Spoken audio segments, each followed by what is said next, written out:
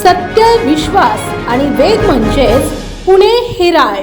पुण्यातील चाकण परिसरात काल रविवारी पहाटे अंगावर काटा येईल अशी भयंकर घटना घडली.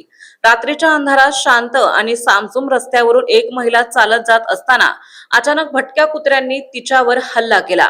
काही क्षणातच परिस्थिती भयावह झाली. महिलेने स्वतःचा जीव वाचवण्यासाठी धडपड केली. दगड उचलून कुत्र्यांना हुसकवण्याचा प्रयत्नही केला, पण कुत्र्यांच्या हल्ल्यासमोर ती पूर्णपणे हतबल ठरली. काही मिनिटातच हा प्रसंग थरारक आणि दुर्दैवी शेवटाकडे वळला. कुत्र्याच्या या भयावह हल्ल्यात त्या महिलेचा दुर्दैवी मृत्यू झाला.